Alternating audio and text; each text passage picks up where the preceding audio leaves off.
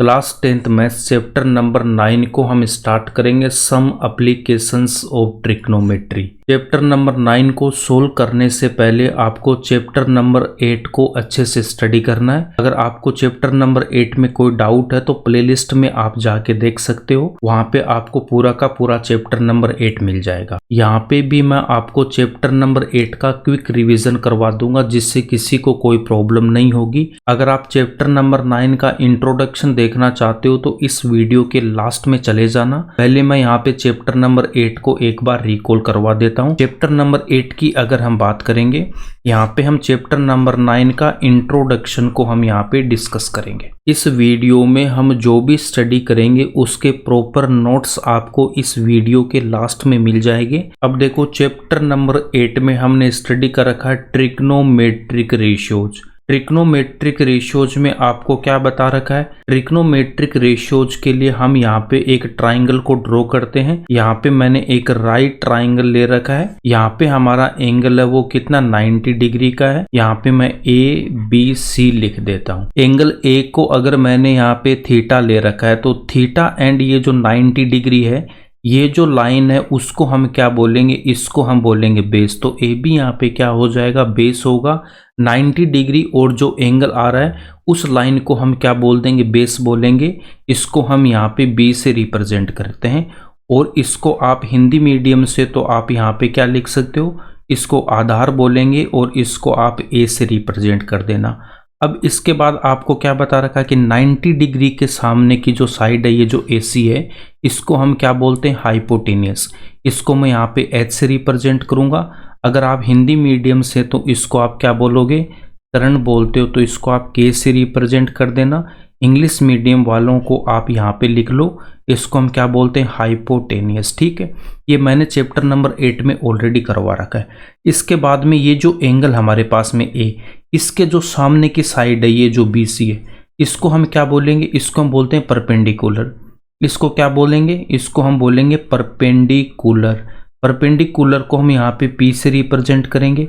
अगर हिंदी मीडियम से है तो आप यहाँ पे क्या लिख लेना, लंब, और इसको आप L से रिप्रेजेंट कर देना। 90 डिग्री के सामने क्या होता है, हाइपोटेनियस। जो भी एंगल गिवन है उसके सामने की साइड को हम बोलेंगे परपेंडिकुलर। 90 डिग्री और एंगल वाली लाइन को हम बोल देंगे बेस बोलेंगे, अगर एंगल मैंने यहाँ पे A ले रखा है।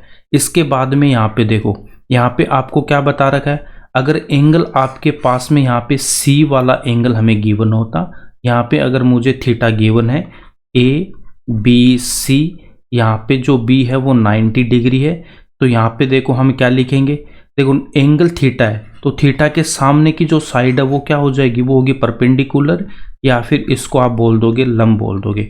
90 के अपोजिट जो साइड है यहाँ पे, ये जो AC है, इसके सामने की साइड है, इसको हम बोलेंगे हाइपोटेनियस, या फिर आप इसको कर्ण बोल दोगे। 90 डिग्री और ये जो थीटा जिस लाइन पे आएगा उसको हम बोलेंगे बेस, या फिर इसको आप बोल दोगे आधार। ट्रिग्नोमेट्रिक रेशियोज फाइंड आउट करने के लिए मैं यहाँ पे अगेन यहाँ पे इस ट्राइंगल को ड्रॉ करूंगा ABC। B यहाँ पे 90 डिग्री है, एंगल A को मैंने यहाँ पे थीटा ले रखा है। 90 डिग्री के सामने की साइड को हम हाइपोटेनियस बोलेंगे, या फिर इसको हम कर्ण बोलेंगे। थीटा के सामने की साइड को मैं परपेंडिकुलर बोलूंगा, या फिर इसको आप लंब बोल देना। 90 डिग्री यहाँ पे ये थीटा, तो ये जो लाइन AB है इस पे 90 डिग्री भी आ रहा, थीटा भी आ रहा, तो इसको मैं क्या बोलूंगा, बेस, और आधार है तो A से रिप्रेजेंट करेंगे। ट्रिग्नोमेट्रिक रेशियोज को याद करने की ट्रिक क्या बता रखी है, पंडित बद्री प्रसाद हर हर बोले, उसके बाद में क्या लिखना है, सोना चांदी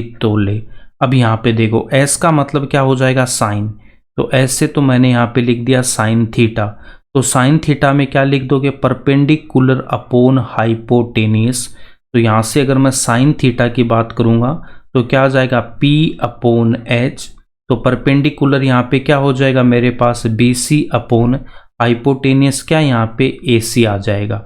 उसके बाद अगर मैं कोस थीटा की बात करता हूँ तो C4 यहाँ पे क्या लिख देना, कोस थीटा।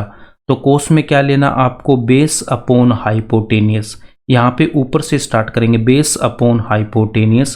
कोस थीटा किसके इक्वल हो जाएगा, बेस अपॉन हाइपोटेनियस के। तो इस डायग्राम से जो भी होगा आप यहाँ पे लिख देना। यहाँ पे क्या आपके पास में AB बेस है हाइपोटेनियस AC है, ठीक है। उसके बाद अगर मैं यहाँ पे टेन थीटा की बात करता हूँ तो T4 यहाँ पे क्या हो जाएगा, टेन थीटा। टेन थीटा में क्या लिखना, परपेंडिकुलर अपॉन बेस, तो यहाँ पे क्या लिख दूंगा, perpendicular upon base. Sine theta, cos theta, ten theta की वैल्यू हमने फाइंड आउट कर ली। उसके बाद में अगर मैं कोट की वैल्यू फाइंड आउट करूंगा तो कोट थीटा क्या हो जाएगा, कोट होता है टेन का रेसिप्रोकल, तो कोट हम यहाँ से स्टार्ट करेंगे और कोट में क्या लिख दूंगा, बेस अपॉन परपेंडिकुलर। तो कोट है तो यहाँ पे हम इसको डिनोमिनेटर से स्टार्ट करेंगे, तो यहाँ पे मैं क्या लिखूंगा, बेस अपॉन परपेंडिकुलर। जो भी हमें यहाँ पे 10 में गिवन है उसको उल्टा कर देना। 10 में क्या गिवन है, परपेंडिकुलर अपॉन बेस, तो कोट में क्या हो जाएगा, बेस अपॉन परपेंडिकुलर। आपको एक फॉर्मूला बता रखा है कि टेन थीटा है वो किसके इक्वल होता है, 1 अपॉन कोट थीटा के, या फिर आप यहाँ से क्या बोल सकते हो, कोट थीटा है वो किसके इक्वल हो जाएगा, 1 अपॉन टेन थीटा के। कोट थीटा टेन थीटा का रेसिप्रोकल होता है, तो इसको हमें उल्टा कर देना है। नेक्स्ट सेक थीटा के लिए हम यहाँ पे क्या लेंगे, hypotenuse upon base. Sec theta equals to क्या लिख दूंगा, h upon b। Sec theta cos theta का रेसिप्रोकल होता है, तो कोस में क्या लिखा था, b अपॉन h। सेक में क्या लिख दूंगा, h अपॉन b। तो यहाँ पे आपको मैंने बता रखा कि सेक थीटा है 1 अपॉन कोस थीटा के इक्वल होता है, या फिर आप यहाँ से क्या लिख सकते हो, कोस थीटा है वो 1 अपॉन सेक थीटा के इक्वल होगा। ये रेसिप्रोकल होते हैं। लास्ट अगर मुझे यहाँ पे कोसेक थीटा फाइंड आउट करना है तो साइन थीटा का मैं रेसिप्रोकल करूंगा।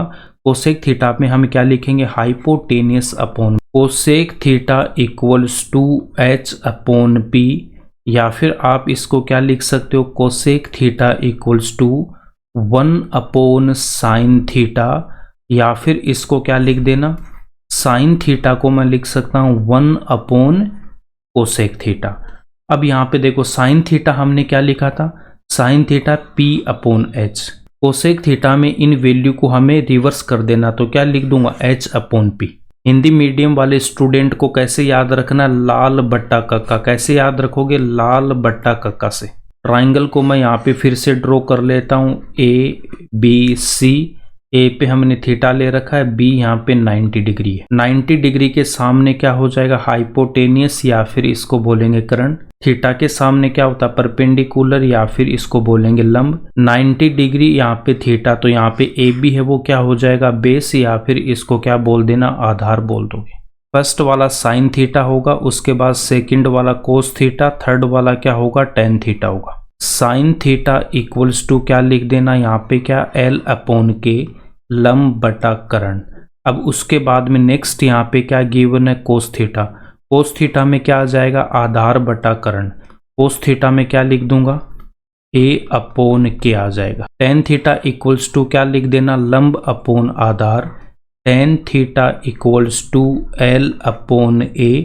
इसके बाद अगर मैं यहाँ से कोसेक थीटा की वैल्यू फाइंड आउट करूंगा तो कोसेक थीटा के लिए साइन का रेसिप्रोकल होता है, तो यहाँ पे क्या आ जाएगा हमारे पास में, k अपॉन एल।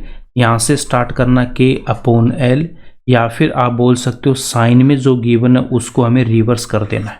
कोस थीटा का रेसिप्रोकल क्या होता है, सेक थीटा। तो सेक थीटा में क्या लिख दूंगा, कोस वाली वैल्यू को रिवर्स करके, तो k अपॉन ए। कोस का रेसिप्रोकल सेक होता, तो सेक में क्या लिखना, करण अपॉन आधार। टेन थीटा का रेसिप्रोकल क्या होता है, cot theta. Then cot theta equals to, tan theta को हमें रेसिप्रोकल कर देना है, a upon L. Cot theta किसके इक्वल हो जाएगा, यहाँ पे देख सकते हो, आधार बटा लंब के। Tan theta and quote theta में आपको एक फॉर्मूला मैंने और बताया था। टेन थीटा इक्वल किसके होता है, sine theta upon cos theta के इक्वल होगा। यहाँ से अगर मैं कोट थीटा की बात करूँ, कोट थीटा रेसिप्रोकल होता है टेन का, तो इसको मैं क्या लिख दूंगा, cos theta upon sine theta. ये दोनों फॉर्मूले भी आपको पता होने चाहिए। कोट थीटा इक्वल्स टू आपको क्या बता रखा है, 1 अपॉन टेन थीटा। तो कोट थीटा में टेन थीटा वाली वैल्यू को उल्टा करके लिख देना है। यहाँ पे साइन है तो साइन को हमें डिनोमिनेटर में ले जाना है, डिनोमिनेटर में कोस है तो इसको मैं यहाँ पे न्यूमरेटर में लेके आऊंगा। ट्रिग्नोमेट्रिक रेशियोज के बाद आपको याद होनी चाहिए ट्रिग्नोमेट्रिक टेबल।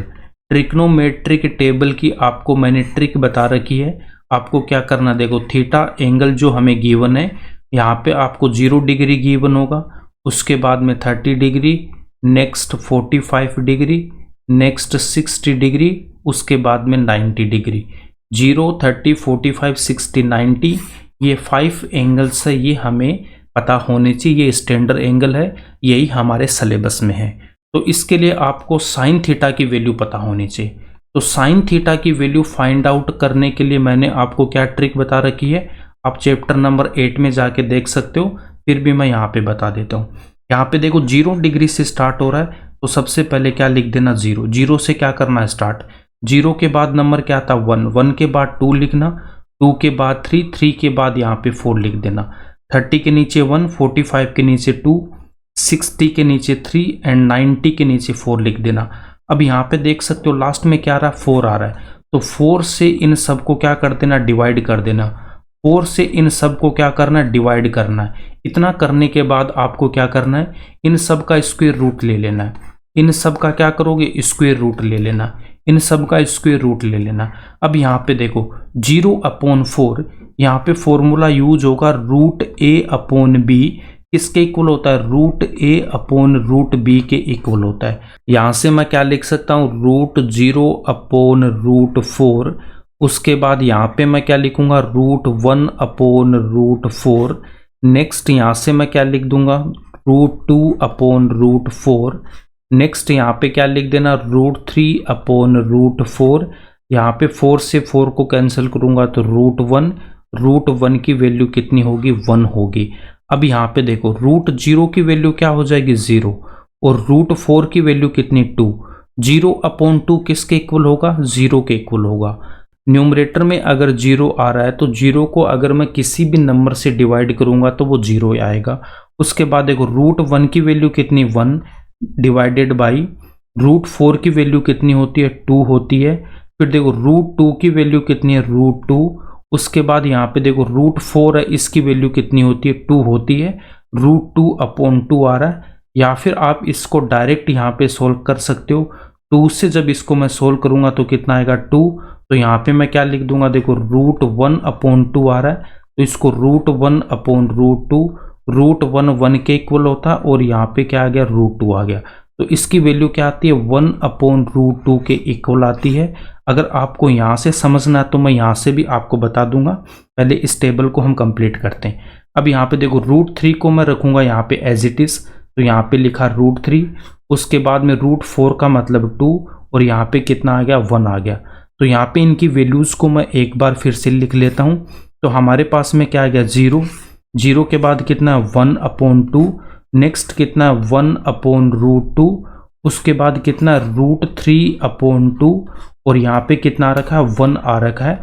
ये वैल्यू हो जाएगी किसकी, साइन थीटा की। अगर हमें साइन थीटा की वैल्यू मिल गई तो हमारी टेबल पूरी कंप्लीट हो जाएगी। अब यहाँ पे देखो कि रूट 2/2, यहाँ पे क्या रखा मेरे पास में, रूट 2/2। अब इस रूट को हटाने के लिए हमें क्या करेंगे, इसके लिए हमें क्या करना होता है, दोनों तरफ हमें रूट 2 से मल्टीप्लाई करेंगे। न्यूमरेटर को भी हमें मल्टीप्लाई करना है, डिनोमिनेटर को भी हमें रूट 2 से मल्टीप्लाई करना है। अब नेक्स्ट में क्या लिख देना, रूट 2 को जब मैं रूट 2 से मल्टीप्लाई करूंगा तो 2/, यहाँ पे डिनोमिनेटर में 2 इंटू रूट 2, 2 से 2 को कैंसिल करूंगा तो 1/√2, यही हमने यहाँ पे फाइंड आउट कर रखा है। अब अगर आपको यहाँ पे डाउट है कि रूट 2 को रूट 2 से मल्टीप्लाई करूंगा तो क्या आएगा, अब यहाँ पे देखो रूट 2 को अगर मैंने रूट 2 से मल्टीप्लाई किया, रूट का मतलब होता है पावर हाफ, पावर 1/2, तो यहाँ पे मैं क्या लिख दूंगा, 2 की पावर 1/2 इंटू यहाँ पे ये जो रूट 2 है इसको भी क्या लिख दोगे, 2 की पावर हाफ। बेस यहाँ पे सेम है तो पावर को हम ऐड करेंगे, तो नेक्स्ट स्टेप में 2 मैंने बेस लिख दिया, पावर हाफ प्लस हाफ कितना हो जाएगा, 1, तो 2 की पावर 1 कितना होगा, 2 होगा। तो रूट 2 को जब मैं रूट 2 से मल्टीप्लाई करूंगा तो कितना आता है, 2 आता है। तो यहाँ पे आप 2 पॉइंट लिख सकते हो। फर्स्ट वाले में क्या कि रूट x को अगर मैंने रूट x से मल्टीप्लाई किया तो कितना लिख देना, x लिख देना। उसके बाद नेक्स्ट में आपको क्या ध्यान में रखना है, यहाँ पे क्या था हमारे पास में गिवन था कि रूट 2/2, ये किसके इक्वल आ गया, 1/√2 के इक्वल आ गया। √2/2। जिस पे रूट गिवन है उससे रूट हटा देना, यहाँ पे लिखेंगे 1। 2 पे रूट नहीं था तो 2 पे हमें रूट लगा देना है। अब यहाँ पे एक फॉर्मूला और आप ध्यान में रख लो, अगर 2/√2 गिवन होता, 2/√2 में डिनोमिनेटर में रूट गिवन है तो डिनोमिनेटर से रूट हटेगा, न्यूमरेटर में रूट नहीं है तो न्यूमरेटर पे हमें रूट लगा देना है, √2/1। तो इसका मतलब कितना आएगा, √2 आएगा। तो यहाँ से क्या ध्यान में रख लेना कि जिस पे मुझे रूट गिवन है वो रूट हट जाएगा और जिस पे रूट नहीं गिवन है उस पे रूट आ जाएगा। तो फर्स्ट वाले में यहाँ पे देख सकते हो कि डिनोमिनेटर में रूट नहीं था तो डिनोमिनेटर में रूट लगा देना है। सेकंड वाले में यहाँ पे न्यूमरेटर पे रूट नहीं है तो न्यूमरेटर पे रूट लगा देंगे और डिनोमिनेटर में क्या लिख देंगे, 1, तो √2 आ जाएगा। ठीक है, अब इसका अगर प्रूफ देखना तो सेम ऐसे 2/√2। अब इसको भी क्या कर दो, √2 से मल्टीप्लाई और √2 से इसको मैं डिवाइड कर दूंगा। 2 × √2, 2 × √2, डिनोमिनेटर में √2 को जब √2 से मल्टीप्लाई करूंगा 2 से 2 कैंसिल करूंगा तो कितना आएगा, √2 आएगा। अब हम आते हैं अपनी टेबल पे, तो हमने साइन थीटा की वैल्यू फाइंड आउट कर रखी है। यहाँ पे कितना 0 डिग्री, उसके बाद में 30 degree, next 45 degree, next 60 degree और लास्ट में यहाँ पे 90 डिग्री की गिवन है। तो साइन 0 की वैल्यू कितनी है, 0। साइन 30 की वैल्यू कितनी, 1/2। साइन 45 की वैल्यू 1/√2। साइन 60 की वैल्यू √3/2। साइन 90 की वैल्यू 1। यही हमने यहाँ पे फाइंड आउट कर रखी है। आप यहाँ पे देख सकते 0, 1/2, 1/√2, √3/2, उसके बाद में 1, वही हमने यहाँ पे लिखा है। आपको ये वैल्यू डायरेक्ट याद होनी चाहिए, बस ये इतनी वैल्यू याद होनी चाहिए साइन थीटा की, क्योंकि एग्जाम में इतना टाइम नहीं है कि हम यहाँ पे वैल्यू निकालेंगे। तो यहाँ पे क्या लिखोगे, 0 के बाद क्या लिख देना, 1/2, उसके बाद यहाँ पे 2 पे रूट लगा देना। नेक्स्ट में यहाँ पे 2 पे रूट हटा के यहाँ पे 3 पे रूट लगा देना और यहाँ पे कितना हो जाएगा, 1 हो जाएगा। अब देखो साइन थीटा आने के बाद में कोस थीटा में क्या कर देना है, इस वैल्यू को रिवर्स ऑर्डर में लिख देना है। यहाँ पे देखो 1 है तो यहाँ पे मैंने 1 लिख दिया। उसके बाद में नेक्स्ट आपके पास में कितना, √3/2, तो √3/2 को मैं यहाँ पे लिखूंगा। नेक्स्ट हमारे पास में कितना गिवन है, 1/√2, तो 1/√2 यहीं पे आएगा। नेक्स्ट हमारे पास में गिवन है 1/2, तो यहाँ पे लिख दूंगा मैं 1/2 और यहाँ पे 0 गिवन है तो यहाँ पे मैं लिख दूंगा 0। अब मेरे पास में कोस भी आ गया। कोस के बाद में अगर मैं यहाँ पे tan की वैल्यू फाइंड आउट करूंगा, tan थीटा किसके इक्वल होता है, sine theta upon cos theta के। तो tan के लिए हमें क्या करना, देखो साइन की वैल्यू कितनी है, 0 और कोस की वैल्यू 1, तो 0/1। 0/1 कितना आएगा, 0। 0 को अगर किसी भी नंबर से डिवाइड करेंगे तो 0 आएगा। नेक्स्ट यहाँ पे देखो साइन की वैल्यू 30 पे 1/2 डिवाइडेड बाई कोस की वैल्यू कितनी है, √3/2। तो यहाँ पे आप क्या लिख सकते हो, 2 से 2 कैंसिल होगा तो 1/√3 इसकी वैल्यू आ जाएगी। नेक्स्ट हमारे पास क्या गिवन है, 45 पे 1/√2, 1/√2, 1/√2 डिवाइडेड बाई 1/√2। दोनों वैल्यू सेम है, दोनों को हम कैंसिल करेंगे तो यहाँ पे क्या आएगा, 1 आएगा। √3/2 अपॉन 1/2, √3/2 अपॉन 1/2, 2 से 2 कैंसिल करेंगे तो यहाँ पे कितना आएगा, √3 आएगा। नेक्स्ट हमारे पास में क्या आ जाएगा, 1/0, 1/0। 1/0 को क्या लिखेंगे, नॉट डिफाइंड। 1/0 क्या होता है, नॉट डिफाइंड, या फिर इसी को हम बोलते हैं अपरिभाषित। और 1/0 का मतलब क्या होता है, इन्फिनिटी। तो इन्फिनिटी को हम क्या बोलेंगे, नॉट डिफाइंड बोलेंगे। अगर डिनोमिनेटर में 0 आ रहा है, डिनोमिनेटर में अगर 0 आ रहा है तो वो क्या हो जाएगा, नॉट डिफाइंड हो जाएगा। अगर हमारे पास में न्यूमरेटर में 0 आ रहा है तो उसकी वैल्यू क्या हो जाएगी, 0 हो जाएगी। तो यहाँ पे आप लिख सकते हो कि 0/1 क्या होगा, 0। और दूसरी वैल्यू क्या ध्यान में रखनी है, 1/0 को क्या लिख देना, नॉट डिफाइंड होता है। ठीक है, अब नेक्स्ट वैल्यू हमें किसकी चाहिए थी, नेक्स्ट हमें यहाँ पे कोट थीटा चाहिए। तो कोट थीटा क्या होता है, 1/tan थीटा, 1/tan थीटा। तो देखो tan थीटा की वैल्यू क्या यहाँ पे 0 है, तो यहाँ पे क्या लिख दूंगा, 1/0। और 1/0 क्या होता है, नॉट डिफाइंड, तो यहाँ पे लिख देंगे नॉट डिफाइंड। नेक्स्ट वैल्यू क्या है यहाँ पे, 1/√3 है, तो 1 और इसके डिनोमिनेटर में लिख दूंगा 1/√3। तो ये किसके इक्वल आ जाएगा, 1 से मल्टीप्लाई होकर √3 के इक्वल आएगा। नेक्स्ट वैल्यू यहाँ पे 1 है, तो 1/1 क्या होगा, 1 ही आ जाएगा। नेक्स्ट है √3, तो 1/√3 और उसके बाद में यहाँ पे क्या गिवन है, 1/0 गिवन है, तो यहाँ पे लिखूंगा 1/1/0। अब देखो नेक्स्ट स्टेप में ये जो 0 है ये 1 से मल्टीप्लाई होगा, तो 1 × 0/1, 0 को 1 से मल्टीप्लाई करेंगे 0/1, 0/1 किसके इक्वल हो जाएगा, 0 के इक्वल होगा। 1/not किसके इक्वल होगा, 0 के इक्वल होगा। नेक्स्ट सेक थीटा की वैल्यू फाइंड आउट करेंगे। सेक थीटा किसके इक्वल बता रखा है, 1/cos थीटा के।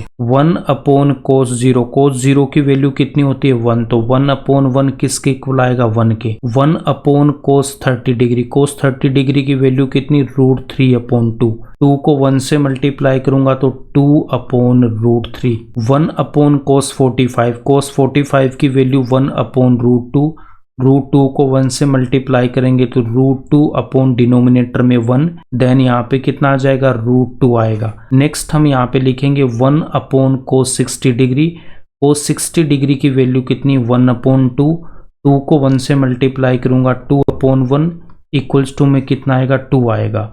नेक्स्ट हम यहाँ पे लिखेंगे 1/cos 90 डिग्री, cos 90 डिग्री की वैल्यू कितनी होती है, 0, तो 1/0 क्या होगा, इन्फिनिटी, और इसी को हम क्या बोलेंगे, नॉट डिफाइंड। सेक थीटा के बाद अब हम यहाँ पे कोसेक थीटा की वैल्यू फाइंड आउट करेंगे। कोसेक थीटा किसके इक्वल होता है, 1/sin थीटा के। 1/sin 0, sin 0 की वैल्यू 0, 1/0 नॉट डिफाइंड।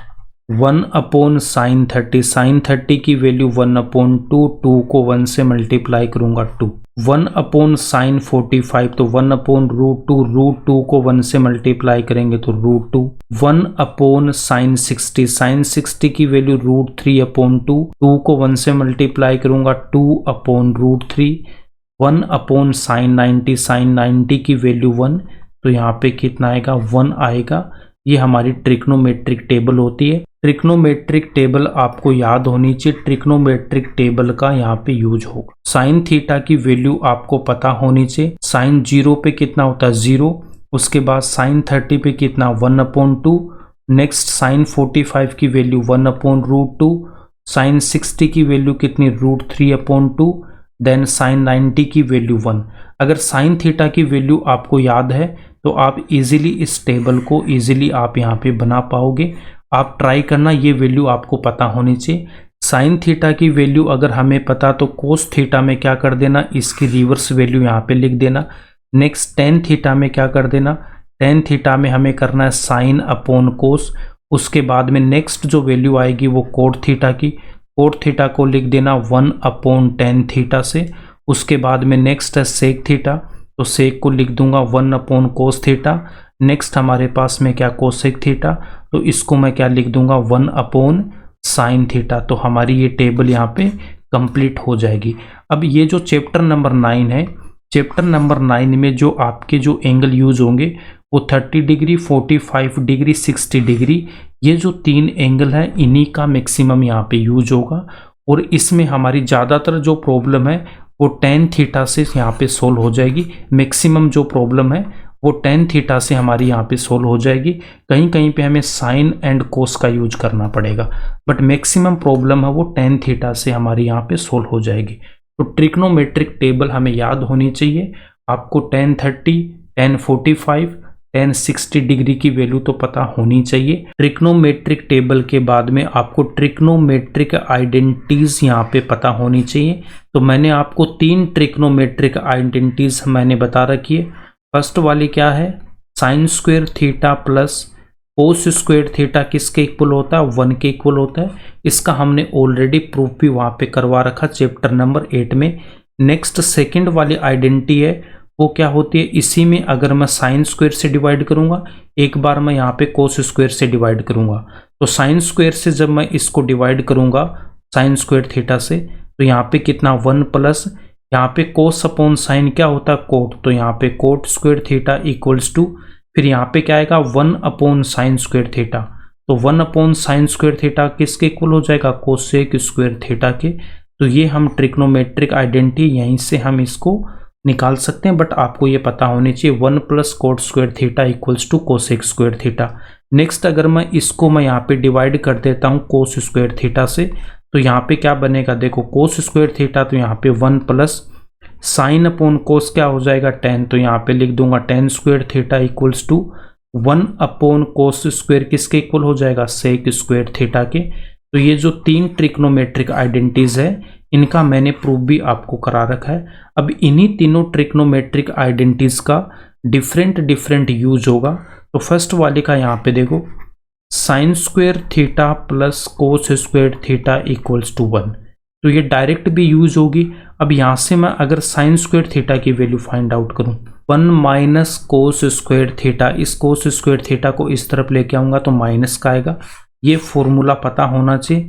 और इसी फॉर्मूले से अगर मैं साइन थीटा की वैल्यू फाइंड आउट करूँगा तो दोनों तरफ मुझे रूट लेने पड़ेंगे, तो दोनों तरफ मैं रूट लूँगा तो यहाँ पे क्या आ जाएगा आपके पास में √1 माइनस कोस स्क्वायर थीटा, तो ये फॉर्मूला भी हमें पता होना चाहिए। अब अगर मैं यहाँ से इसकी वैल्यू फाइंड आउट करता हूँ कोस स्क्वायर थीटा की, कोस स्क्वायर थीटा किसके इक्वल हो जाएगा 1 माइनस साइन स्क्वायर थीटा के। अगर इस फॉर्मूले से मैं कोस थीटा की वैल्यू फाइंड आउट करूँ तो दोनों तरफ रूट लेंगे, तो यहाँ पे क्या आ जाएगा 1 minus sine square theta.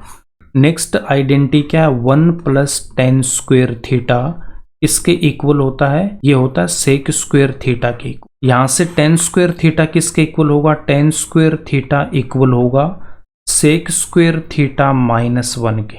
Tan square theta equals to कितना, सेक स्क्वायर थीटा माइनस 1, दोनों तरफ स्क्वायर रूट लूंगा तो टेन थीटा किसके इक्वल आएगा, root sec square theta minus 1 के। तो ये फॉर्मूला भी हमें पता होना चाहिए।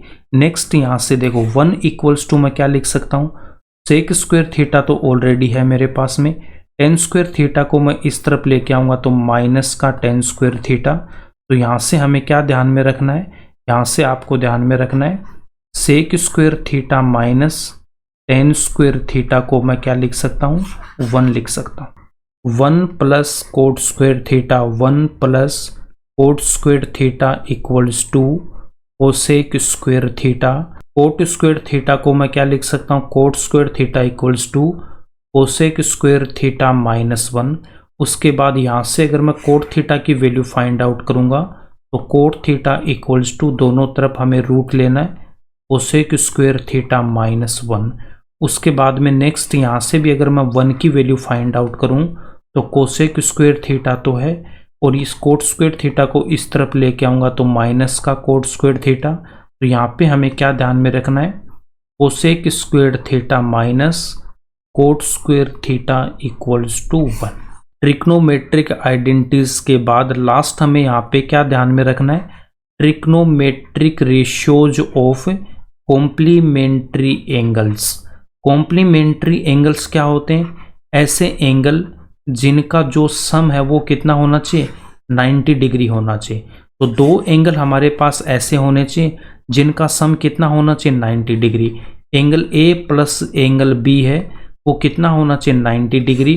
तो यहाँ पे angle A and angle B को हम क्या बोलेंगे, कॉम्प्लीमेंट्री एंगल्स हम इनको बोलते हैं। कॉम्प्लीमेंट्री एंगल्स को हम क्या बोलते हैं, यहाँ पे पूरक कोण बोलते हैं। कॉम्प्लीमेंट्री एंगल का मतलब क्या होता है, sum of two angles is equal to 90 degree.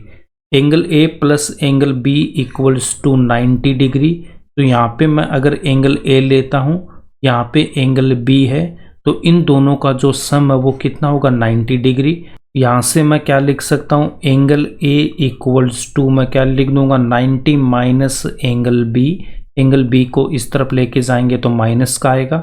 Next मैं यहाँ से एंगल बी इक्वल्स टू क्या लिख सकता हूँ 90 minus angle A. Sine 90 minus theta, उसके बाद में cos 90 minus theta, cos 90 minus theta, tan 90 minus theta, next cot 90 minus theta.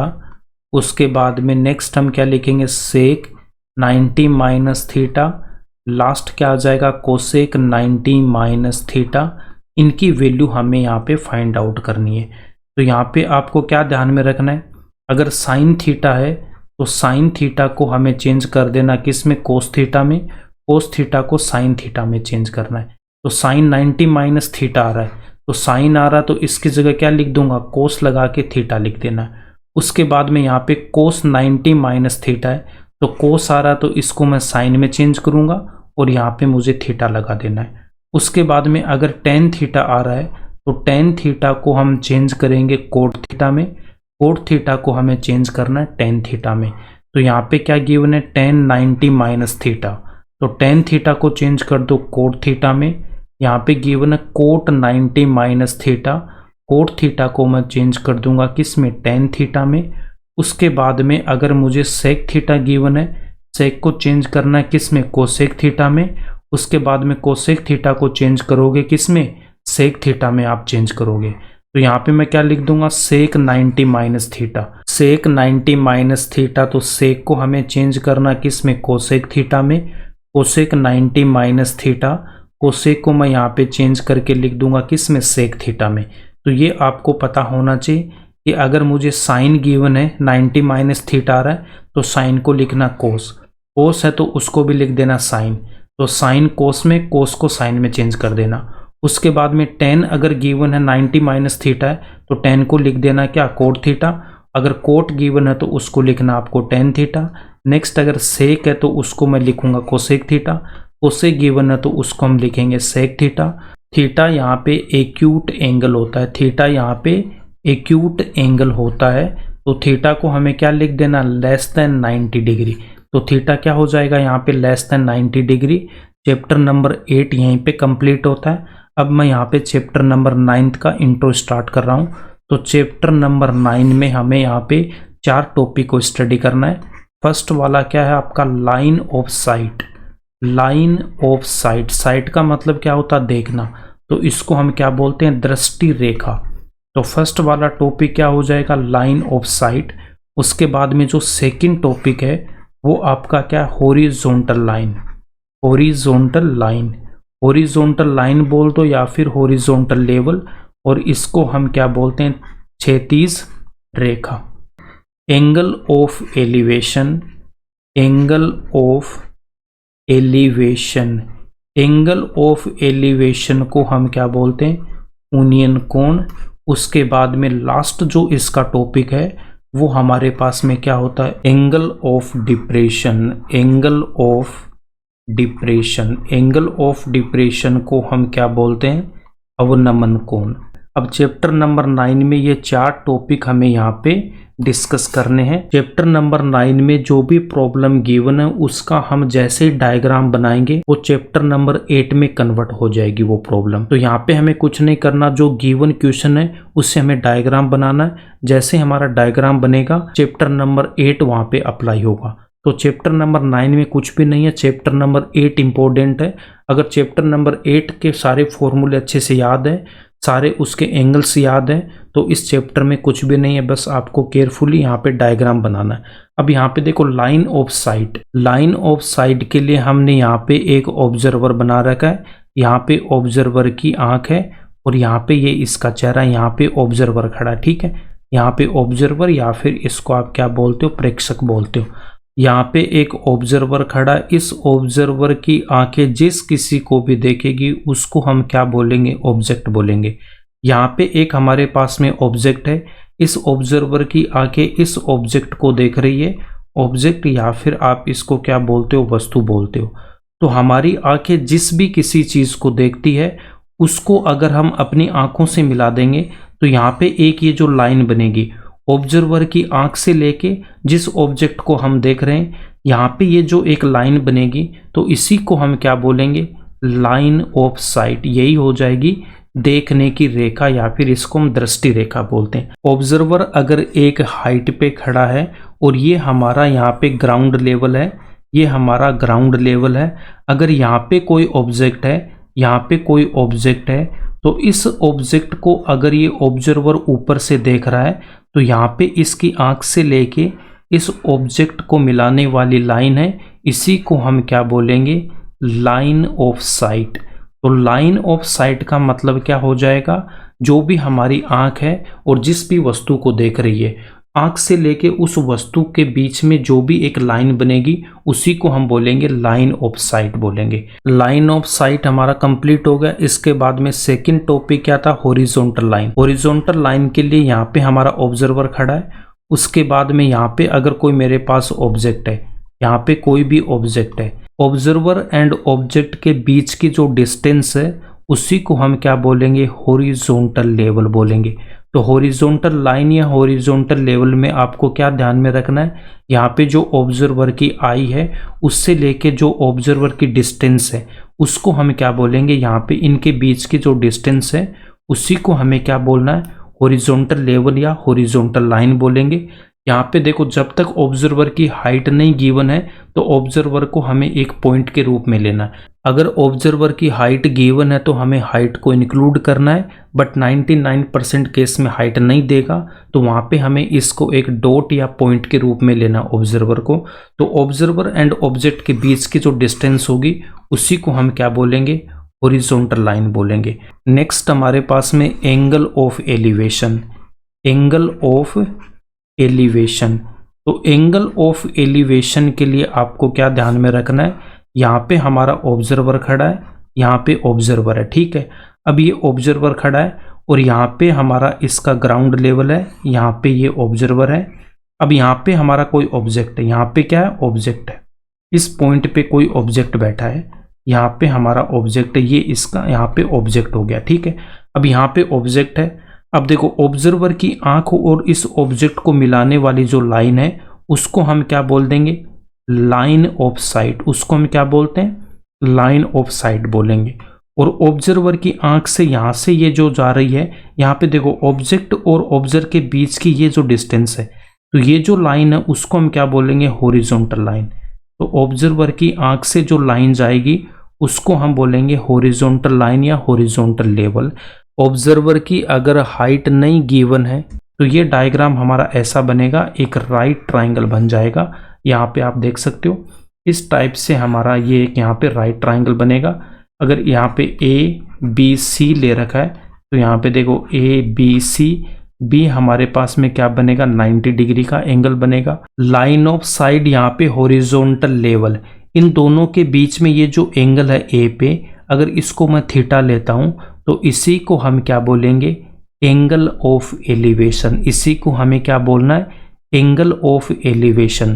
तो एंगल ऑफ एलिवेशन में आपको क्या ध्यान में रखना है, एंगल ऑफ एलिवेशन में ऑब्जेक्ट हमारा क्या होता है, एक हाइट पे होता है, ऊपर की साइड होता है हॉरिजॉन्टल लेवल से। ऑब्जेक्ट अगर हाइट पे है तो ऑब्जर्वर को उसे देखने के लिए सर उठाना पड़ेगा। अगर ऑब्जर्वर को सर उठाना पड़ रहा है, line of side and horizontal line के बीच में जो एंगल बनेगा उसको हम बोलेंगे एंगल ऑफ एलिवेशन। तो अगर ऑब्जर्वर को उस ऑब्जेक्ट को देखने के लिए सर उठाना पड़ रहा है तो उसको हम बोलेंगे एंगल ऑफ एलिवेशन, या फिर इसी को हम क्या बोलते हैं, यूनियन कोण बोलते हैं। एंगल ऑफ एलिवेशन के एग्जाम्पल की अगर मैं बात करता हूँ, अगर आसमान में एक यहाँ पे काइट उड़ रहा है और ऑब्जर्वर हमारा यहाँ पे ग्राउंड पे है, ठीक है, तो ये इस काइट को यहाँ पे देख रहा है, तो ये इस काइट को देखेगा तो ये जो लाइन होगी ऑब्जर्वर की आई से लेके और इस ऑब्जेक्ट को वो यहाँ पे देख रहा है, तो इसको हमें क्या बोल देना, लाइन ऑफ साइट। तो ये क्या हो जाएगी, लाइन ऑफ साइट हो जाएगी। उसके बाद में देखो ऑब्जर्वर की आंख से यहाँ पे ये जो लाइन है और यहाँ पे इसकी जो डिस्टेंस है, देखो काइट के लिए यहाँ पे ये जो आपके पास में हो गया, तो ये पॉइंट आपका बी आएगा। तो ये जो डिस्टेंस है यहाँ पे ऑब्जर्वर से लेके इस ऑब्जेक्ट की ये जो डिस्टेंस है, इसी डिस्टेंस को हम क्या बोल देंगे, हॉरिजॉन्टल लाइन। तो हॉरिजॉन्टल लाइन के लिए आपको क्या ध्यान में रखना है कि ऑब्जर्वर की आंख से जो लाइन जाएगी उसको हमें हॉरिजॉन्टल लाइन ले लेना है। अब हॉरिजॉन्टल लाइन और लाइन ऑफ साइट के बीच में जो एंगल बनेगा यही हमारा एंगल हो जाएगा, एंगल ऑफ एलिवेशन। यहाँ पे ऑब्जर्वर को अपना सर उठाना पड़ रहा है। सेकंड एग्जांपल के लिए, अगर एक यहाँ पे बिल्डिंग है और इस बिल्डिंग पे आपका कोई फ्रेंड खड़ा है, इस बिल्डिंग पे आपका कोई फ्रेंड खड़ा है, आप यहाँ पे ग्राउंड लेवल पे हो, ऑब्जर्वर यहाँ पे, आप यहाँ पे हो, आपने अपने फ्रेंड को देखा, आपने अपने फ्रेंड को देखा, तो ये जो लाइन है उसको हम क्या बोल देंगे, लाइन ऑफ साइट। ये क्या हो जाएगी, लाइन ऑफ साइट हो जाएगी।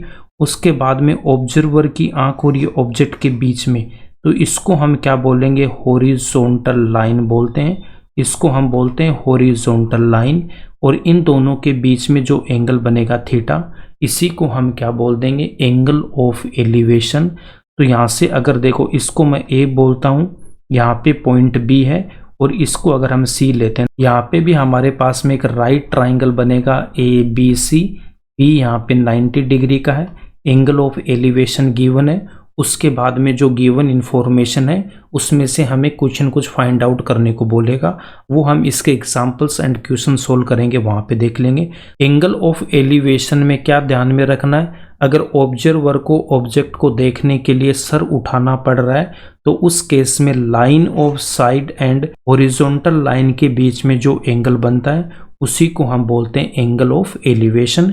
इसके बाद में हम यहाँ पे डिस्कस करेंगे angle of depression. Angle of depression, तो एंगल ऑफ डिप्रेशन को हम क्या बोलते हैं, अवनमन कोण बोलते हैं। एंगल ऑफ डिप्रेशन में ऑब्जेक्ट हमारा एक हाइट पे खड़ा है, यहाँ पे ये टावर मान लो या फिर कोई बिल्डिंग मान लो, यहाँ पे एक हाइट है, यहाँ पे हमारा ऑब्जर्वर खड़ा है। ग्राउंड लेवल पे एक यहाँ पे ऑब्जेक्ट है, यहाँ पे हमारा ऑब्जेक्ट है, इसको हमने क्या बोल रखा है, ऑब्जेक्ट बोल रखा है। अब इस ऑब्जर्वर ने इस ऑब्जेक्ट को देखा तो इसकी आई से यहाँ पे एक लाइन बनेगी, इसी को हमें क्या बोल देना है, लाइन ऑफ साइट। इसी को हम क्या बोलेंगे, लाइन ऑफ साइट बोलते हैं या फिर दृष्टि रेखा बोलते हैं। अब यहाँ पे देखो हॉरिजॉन्टल लाइन क्या हो जाएगी, यहाँ पे ये जो ऑब्जर्वर की आई है यहाँ से हमें स्टार्ट कर देना है और हमें एक हॉरिजॉन्टल लाइन ऐसे ड्रॉ कर देना है। अब यहाँ पे देख सकते हो ऑब्जेक्ट और इसके बीच की ये जो डिस्टेंस है यहाँ पे, तो ऑब्जर्वर की आंख से जो लाइन जा रही है उसी को हमें क्या बोल देना है, हॉरिजॉन्टल लाइन बोल देना। उसी को हमें क्या बोल देना, हॉरिजॉन्टल लाइन। आपने यहाँ पे देखा होगा कि एक्स डैश और यहाँ पे हम क्या ड्रॉ करते हैं, वाई डैश। तो ये जो वाई एक्सेस है ये क्या होती है, इसको हम बोलते हैं वर्टिकल लाइन। वाई एक्सेस होती है वर्टिकल लाइन, एक्स एक्सेस क्या होती है, हॉरिजॉन्टल लाइन। एक्स एक्सेस को हम बोलते हैं हॉरिजॉन्टल लाइन। ऑब्जर्वर की आंख से जो लाइन जाएगी उसे ही हमें क्या बोल देना, हॉरिजॉन्टल लाइन बोलना है। अब इन दोनों के बीच में जो एंगल है, यहाँ पे ये जो एंगल आपके पास में थीटा है, इसी को हम क्या बोलेंगे, एंगल ऑफ डिप्रेशन। इसी को हम क्या बोलेंगे, एंगल ऑफ डिप्रेशन। अब यहाँ पे जो राइट ट्राइंगल बना है वो मेरे पास में ऐसा एक राइट ट्राइंगल बन जाएगा, ये क्या हो जाएगी, लाइन ऑफ साइट हो जाएगी। अब ये जो एंगल है ये मेरे पास में 90 डिग्री का है, और यहाँ पे जो एंगल मुझे गिवन है ये यहाँ पे क्या, हॉरिजॉन्टल लाइन गिवन है, और यहाँ पे मुझे ये गिवन है थीटा यहाँ पे, ठीक है। एंगल ऑफ डिप्रेशन मुझे यहाँ पे गिवन है। अब इस ट्राइंगल को सोल्व करने के लिए मुझे ये एंगल चाहिए, तो ये एंगल भी कितना हो जाएगा, थीटा हो जाएगा। अगर ये एंगल थीटा तो ये एंगल भी कितना हो जाएगा, थीटा हो जाएगा। ये एंगल थीटा कैसे होगा, आपने स्टडी कर रखा है ऑलरेडी ट्राइंगल्स में या फिर अर्लियर क्लासेस में, कि यहाँ पे एक लाइन है मेरे पास में L1 और दूसरी लाइन है यहाँ पे L2। L1 L2 के यहाँ पे पैरेलल है, तो पैरेलल लाइंस को अगर ऐसे कोई एक ट्रांसवर्स लाइन यहाँ पे कट कर रही है तो उस केस में जो एंगल बनते हैं, यहाँ पे देखो, यहाँ पे जो एंगल मैंने 1 ले रखा है, यहाँ पे 2 3 4 5 6 7 8, एंगल 1 इक्वल होगा एंगल 5 के। एंगल 1 है वो इक्वल होता है एंगल 5 के। उसके बाद में एंगल 2 है ये इक्वल होगा एंगल 6 के। एंगल 2 इक्वल होगा एंगल 6 के। नेक्स्ट एंगल 3 है वो एंगल 7 के इक्वल होगा। एंगल 3 इक्वल होगा एंगल 7 के। के बाद में एंगल 4 है वो एंगल 8 के इक्वल होता है। एंगल 4 है वो एंगल 8 के इक्वल होता है। और इन एंगल को हम क्या बोलते हैं, क्रॉसपोंडिंग एंगल्स। इनको हम क्या बोलते हैं, क्रॉसपोंडिंग एंगल्स, या फिर आप क्या बोल दोगे, इनको संगत कोण बोलते हैं। बट इनका हमें यहाँ पे यूज नहीं करना। एंगल 3 इक्वल होगा एंगल 6 के। Angle 3 equals to angle 6। उसके बाद में यहाँ पे मैं क्या लिख सकता हूँ, एंगल 4 है ये इक्वल होगा एंगल 5 के। एंगल 4 है ये इक्वल होगा एंगल 5 के। इन एंगल्स को हम क्या बोलते हैं, इन एंगल्स को हम अल्टरनेट एंगल्स बोलते हैं। ऑल्टरनेट एंगल्स बोलते हैं, या फिर आप इसको एकांतर कोण बोलते हो। अल्टरनेट एंगल्स का हमें यूज करना पड़ेगा। अब इनको फाइंड आउट करने के लिए यहाँ पे ऐसे देखो जेड जैसा बनेगा, यहाँ पे आप देख सकते हो ये जेड जैसा यहाँ पे बनेगा इस टाइप से, है ना। देखो जेड जैसा ऐसे होके ये बन जाएगा जेड। तो यहाँ पे जो एंगल 3 है वो एंगल 6 के इक्वल हो गया, एंगल 4 है वो एंगल 5 के इक्वल हो गया। तो यहाँ पे देख सकते हो अगर इस लाइन को मैं यहाँ पे एक्सटेंड करता हूँ तो ये तो होगी लाइन L1, और यहाँ पे इसको मैंने एक्सटेंड किया तो ये लाइन होगी L2। इन दोनों के बीच की डिस्टेंस सेम है तो ये दोनों क्या पैरेलल लाइंस है। तो यहाँ पे आप बोल सकते हो अगर इस लाइन को मैंने और ऐसे एक्सटेंड कर दिया आगे की साइड, तो यहाँ पे देखो ये जो थीटा है ये थीटा, ये दोनों क्या हो जाएंगे, सेम हो जाएंगे। यहाँ पे ऑल्टरनेट एंगल्स हो जाएंगे। यहाँ पे देख सकते हो यहाँ पे भी क्या बन रहा है, जेड बन रहा है। यहाँ पे ऐसे करके जेड बन रहा है, ये ऐसे करके जेड। तो ये एंगल है वो इस एंगल के इक्वल होगा। तो यहाँ पे हमारे पास में अल्टरनेट एंगल्स का यूज करना पड़ेगा जब एंगल ऑफ डिप्रेशन हमें यहाँ पे गिवन होगा। चैप्टर नंबर 9 का इंट्रोडक्शन पार्ट यहीं पे कंप्लीट होता है। अब इस वीडियो में जो भी हमने स्टडी किया है उसके नोट्स यहाँ पे देखो। चैप्टर नंबर 9 में चैप्टर नंबर 8 का यहाँ पे यूज होगा। ट्रिग्नोमेट्रिक रेशियोज को हमने स्टडी किया है। 90 डिग्री के सामने क्या होता है, हाइपोटेनियस। एंगल के सामने क्या हो जाएगा, परपेंडिकुलर। 90 डिग्री का एंगल और जो हमें एंगल गिवन है थीटा, यहाँ से जो लाइन है ए बी ये क्या हो जाएगी, बेस हो जाएगा। उसके बाद में यहाँ पे हमने इनकी वैल्यू फाइंड आउट कर रखी है और इसका फॉर्मूला क्या बता रखा है, पंडित बद्री प्रसाद हर हर बोले सोना चांदी तोले। तो फर्स्ट वाला साइन, सेकंड कोस, उसके बाद में टेन। और हिंदी मीडियम वालों के लिए लाल बटा कक्का, फर्स्ट वाला sign cos ten.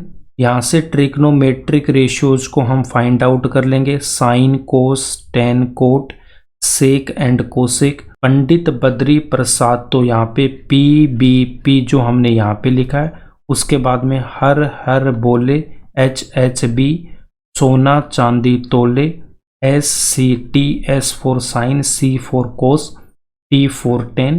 Trigonometric ratios हम इस फॉर्मूले से फाइंड आउट करेंगे। उसके बाद में साइन थीटा क्या बताया था, 1 अपॉन कोसेक थीटा। यहाँ से देखो कोसेक की जगह साइन को ले जाओ, साइन की जगह यहाँ पे कोसेक ले आओ। कोसेक थीटा क्या हो जाएगा, 1 अपॉन साइन थीटा। सेम कोस किसके इक्वल होता है, 1 अपॉन सेक के। तो सेक थीटा किसके इक्वल होगा, 1 अपॉन कोस के। टेन थीटा होता है 1 upon cot theta.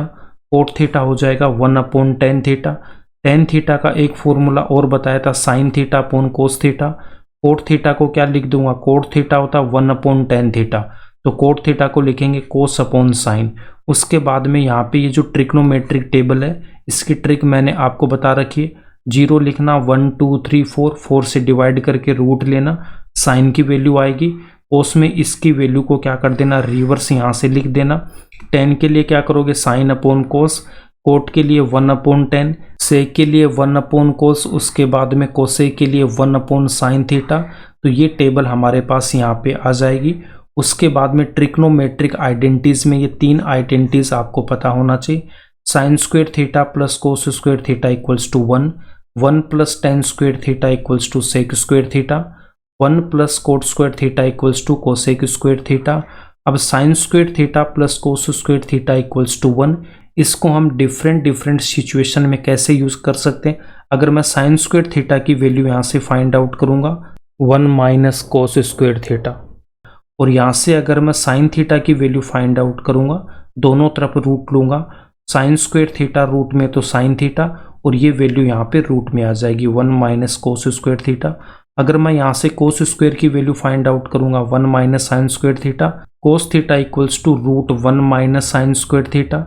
Next 1 plus tan square theta equals to sec square theta. Tan square theta equals to मैं क्या लिख सकता हूँ, सेक स्क्वायर थीटा माइनस 1। यहाँ से अगर मैं टेन थीटा की वैल्यू फाइंड आउट करूंगा तो root sec square theta minus 1। 1 equals to क्या लिख सकता हूँ, sec square theta minus tan square theta. Sec square theta minus tan square theta equals to 1। उसके बाद में 1 plus cot square theta equal होता है कोसेक स्क्वायर थीटा के। कोट स्क्वायर थीटा यहाँ से किसके इक्वल हो जाएगा, कोसेक स्क्वायर थीटा माइनस 1। यहाँ से मैं कोट थीटा की वैल्यू फाइंड आउट करूंगा तो root cosec square theta minus 1। 1 equals to क्या हो जाएगा, cosec square theta minus cot square theta, cosec square theta minus cot square theta equals to 1। उसके बाद में कॉम्प्लीमेंट्री एंगल्स की अगर मैं बात करूंगा तो इनका जो सम है वो 90 डिग्री के इक्वल होता है। तो angle A plus angle B 90 के इक्वल होगा। Angle A equals to 90 minus angle B equals to 90 minus angle A. उसके बाद में साइन थीटा को हमें कोस थीटा में कन्वर्ट करना है, साइन 90 माइनस थीटा, साइन को कोस लिख देना है, कोस को हमें साइन में कन्वर्ट करना है। अगर टेन है तो वहाँ पे मैं कोट लिखूंगा, कोट की जगह क्या लिखना है, टेन लिखना है। सेक है तो उसको क्या लिख देना, कोसेक, कोसेक को हमें सेक लिखना है। थीटा यहाँ पे एक्यूट एंगल होता है, थीटा लेस देन 90 डिग्री। इसके बाद में चैप्टर नंबर 9 में हमें यहाँ पे 4 टॉपिक पढ़ने, line of sight, horizontal line, angle of elevation, angle of depression. Line of sight में आपको क्या बता रखा है, the line joining the point of the object seen with the eye of the observer is called the line of sight. प्रेक्षक की आंख से देखी गई वस्तु के बिंदु को मिलाने वाली रेखा को दृष्टि रेखा कहते हैं। यहाँ पे देख सकते हो, यहाँ पे ऑब्जर्वर है, यहाँ पे ऑब्जेक्ट है, तो इनको अगर मैं मिला दूंगा तो लाइन ऑफ साइट हो जाएगी। यहाँ पे ऑब्जेक्ट है, ऑब्जर्वर की आई और इनको मिलाएंगे तो लाइन ऑफ साइट इसको बोलेंगे। उसके बाद में हॉरिजॉन्टल लाइन में क्या बता रखा है, distance between observer and object is called the horizontal line. प्रेक्षक और वस्तु के बीच की दूरी को क्षैतिज रेखा कहते हैं। यहाँ पे हमारा ऑब्जर्वर है, यहाँ पे ऑब्जेक्ट है, इन दोनों के बीच की जो डिस्टेंस है उसको हम हॉरिजॉन्टल लेवल या फिर इसी को हम बोलते हैं हॉरिजॉन्टल लाइन। नेक्स्ट है angle of elevation. When one has to raise one's head to see an object, the angle formed by the line of sight horizontal line is called the angle of elevation of that object. जब किसी वस्तु को देखने के लिए sir उठाना होता है, उस स्थिति में दृष्टि रेखा और क्षैतिज रेखा से बने कोण को उस वस्तु का ओनियन कोण कहते हैं। यहाँ पे देख सकते हो, यहाँ पे ऑब्जर्वर है, यहाँ पे ऑब्जेक्ट है, तो इस ऑब्जर्वर को सर उठाना पड़ रहा है। तो यहाँ पे देखो, ऑब्जर्वर की आई को ऑब्जेक्ट से मिलाऊंगा तो लाइन ऑफ साइट, ऑब्जर्वर की आई से जाने वाली लाइन को हॉरिजॉन्टल लाइन, इन दोनों के बीच में जो एंगल है उसी को हम बोलते हैं एंगल ऑफ एलिवेशन। यहाँ पे देख सकते हो, पॉइंट ए पे ऑब्जर्वर गिवन है। अगर ये ऑब्जर्वर कुतुब मीनार का ये जो टॉप पॉइंट सी है, अगर इसको देख रहा है तो इन दोनों को मिलाने वाली लाइन को क्या बोलेंगे, लाइन ऑफ साइट। और ऑब्जर्वर की आंख से ये जो लाइन जा रही है इसको हम बोलेंगे हॉरिजॉन्टल लाइन। और इन दोनों के बीच में जो एंगल बन रहा है उसको बोलेंगे एंगल ऑफ एलिवेशन। तो यहाँ पे अगर मुझे ऑब्जर्वर की हाइट नहीं गिवन होगी तो उस केस में हमारा जो ट्राइंगल बनेगा वो इस टाइप का ट्राइंगल बनेगा, और यहाँ पे एंगल है 90 डिग्री और ये एंगल मुझे यहाँ पे गिवन है। ट्राइंगल बनने के बाद चैप्टर नंबर 8 का यूज करके हम प्रॉब्लम को सोल्व कर देंगे। उसके बाद यहाँ पे देख सकते हो, ऑब्जेक्ट हमारा यहाँ पे काइट है, इसको आप यहाँ से देख रहे हो, तो इसकी आइज और यहाँ पे ये काइट, इसको मिलाने वाली जो लाइन है इसको बोलेंगे लाइन ऑफ साइट। और इसकी आइज से ये जो लाइन जा रही इसको हम बोलते हैं हॉरिजॉन्टल लेवल या हॉरिजॉन्टल लाइन। इन दोनों के बीच में जो एंगल है वो एंगल ऑफ एलिवेशन। यहाँ पे भी आप सेम देख सकते हो। उसके बाद में एंगल ऑफ डिप्रेशन या अवनमन कोण। जब किसी वस्तु को देखने के लिए सर झुकाना होता है, उस स्थिति में दृष्टि रेखा और क्षैतिज रेखा से बने कोण को उस वस्तु का अवनमन कोण कहते हैं। When one has to bend one's head to view an object, the angle formed by the line of sight and the horizontal line is called the angle of depression of that object. Angle of depression में observer एक height पे होगा और object यहाँ पे ground level पे। इन दोनों को मिलाने वाली लाइन को लाइन ऑफ साइट, ऑब्जर्वर की आई से जाने वाली लाइन को हॉरिजॉन्टल लाइन। इन दोनों के बीच में जो एंगल है उसी को हम बोलेंगे एंगल ऑफ डिप्रेशन। उसके बाद में अल्टरनेट एंगल से ये एंगल है, ये भी कितना होगा, थीटा। एंगल ऑफ डिप्रेशन यहाँ पे थीटा है, ये एंगल 90 डिग्री का है। चैप्टर नंबर 8 का यूज करके प्रॉब्लम को सोल्व कर लेंगे।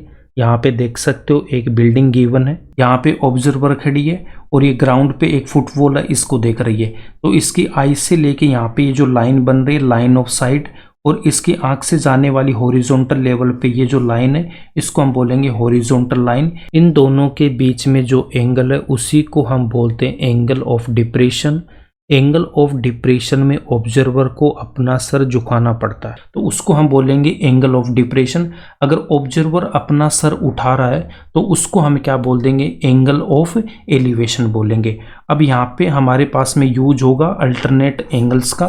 तो अल्टरनेट एंगल्स के लिए क्या करना है, अगर दो पैरेलल लाइंस है उसको एक लाइन ऐसे कट कर रही है तो यहाँ पे आप देख सकते हो कि एंगल जो 3 है वो एंगल 6 के इक्वल होगा, एंगल 4 है वो एंगल 5 के इक्वल हो जाएगा। इसी को हम बोलते हैं अल्टरनेट एंगल्स और इसका यूज होगा हमें एंगल ऑफ डिप्रेशन जब गिवन होगा। यहीं पे आपका चैप्टर नंबर 9 का इंट्रो कंप्लीट होता है। चैप्टर नंबर 9 बहुत आसान है अगर आपको चैप्टर नंबर 8 अच्छे से आता है। अगर चैप्टर नंबर 8 में डाउट है तो पहले उसको अच्छे से कर लेना, उसके बाद में चैप्टर नंबर 9 को सोल्व करना। इसमें 2 कॉन्सेप्ट हमें ध्यान में रखना। अगर ऑब्जर्वर अपना हेड ऊपर की तरफ कर रहा है ऑब्जेक्ट को देखने के लिए, एंगल ऑफ एलिवेशन। अगर ऑब्जर्वर अपना सर झुका रहा है किसी ऑब्जेक्ट को देखने के लिए, एंगल ऑफ डिप्रेशन। बस इतना ही कॉन्सेप्ट है चैप्टर नंबर 9 में। अगर वीडियो पसंद आए तो इसको लाइक करना, ज़्यादा से ज़्यादा अपने दोस्तों के साथ शेयर करना एंड इस चैनल को सब्सक्राइब कर लेना।